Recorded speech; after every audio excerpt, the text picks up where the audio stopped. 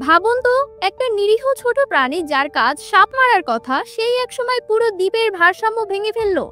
শুরুতে যাকে নায়ক ভাবা হয়েছিল, শেষ পর্যন্ত তাকেই রূপ নিতে হলো এক অভিশাপে। এই ঘটনাটি সত্যিই ঘটেছে জাপানের আমামি ওশিমা দ্বীপে। চলুন খুলে দেখি সেই বিস্ময়কর অধ্যায়।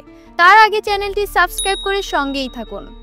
একসময় এই দ্বীপ ছিল একটি ভয়াবহ সমস্যার মুখোমুখি, কারণ এখানে বাস করত হাবু নামের এক ভয়ঙ্কর সাপ। এটি ছিল 2 মিটার পর্যন্ত লম্বা, ভয়াবহ বিষধর এবং যে কোনো সময় আক্রমণ করত। প্রতি বছর শত শত মানুষ সাপের কামড়ে আহত বা নিহত হতো, এমনকি দিনের আলোতেও বাইরে বের হতে ভয় পেত দ্বীপবাসীরা। তখন বিজ্ঞানীরা একটা নতুন পরিকল্পনা নেন। তারা সিদ্ধান্ত নেন দক্ষিণ এশিয়ার একটা প্রাণী মঙ্গুজ, যাকে আমরা বেজি বলি, সেটিকে এনে এই হাবু সাপের মোকাবেলায় ব্যবহার করা হবে। কারণ মঙ্গুজ সাহসী, দ্রুতগামী এবং সাপ মারায় দক্ষ। আরও ভালো দিক ছিল, এটি ইঁদুরও খায়, যা দ্বীপের ফসল নষ্ট করত। অর্থাৎ এক ঢিলে 2 পাখি মারার মতো পরিকল্পনা অনুযায়ী প্রায় 30টি মঙ্গুজ আনা হয় এবং ছেড়ে দেওয়া হয় আমামি দ্বীপে। কিন্তু বাস্তবতা পুরোপুরি ভিন্ন এক চেহারা নেয়। সাপ নিশাচর আর মঙ্গুজ সক্রিয় দিনের বেলায়, ফলে দুজনের দেখা সাক্ষাৎই হয় না। তাই হাবু সাপকে মারার কোনো সুফল দেখা যায়নি, বরং শুরু হয় এক ভয়াবহ বিপর্যয়। সাপ মারতে না পেরে মঙ্গুজ অন্যান্য ছোট প্রাণী যেমন খরগোশ, ব্যাঙ, পাখি প্রজাতিকে খাওয়া শুরু করে। বিশেষ করে আমামির একটি স্থানীয় খরগোশ, যেটি বিশ্বে খুবই বিরল, তা এত বেশি শিকার হয় যে আজ বিলুপ্ত প্রায়।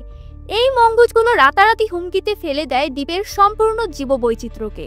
মানুষ এখন সাপের ভয় থেকে মুক্ত হলেও টের পেল নতুন শত্রু আরও ভয়ঙ্কর, কারণ এটা প্রকৃতির ভারসাম্যই ধ্বংস করে দিচ্ছে। 2000 সালের দিকে জাপান সরকার বাধ্য হয়ে শুরু করে মঙ্গুজ নির্মূল অভিযান। বিশেষ দল গঠন করে ফাঁদ, বিষ এবং প্রশিক্ষিত কুকুর দিয়ে এক জটিল অভিযান চালানো হয়। এই অভিযান চলে বছরের পর বছর ধরে। অবশেষে 2018 সালে দীর্ঘ 25 বছরের প্রচেষ্টার পর আমামি দ্বীপকে মঙ্গুজ মুক্ত ঘোষণা করা হয়।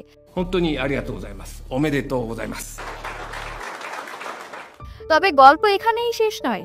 মঙ্গুজ চলে গেলেও যে ক্ষতি হয়ে গেছে তা সহজে পূরণ হবার নয়। দ্বীপের বহু মূল্যবান প্রজাতি আজ বিলুপ্ত, জীববৈচিত্র্য এখনো পুরোপুরি ফিরতে পারেনি। এই ঘটনাটি আমাদের শেখায়, প্রকৃতিকে চালনা করা নয়, বরং বোঝার প্রয়োজন আছে, নইলে আমরা নিজেরাই ডেকে আনবো ধ্বংস। প্রকৃতির সঙ্গে লড়াইয়ে মানুষ কখনোই শেষ জিততে পারে না।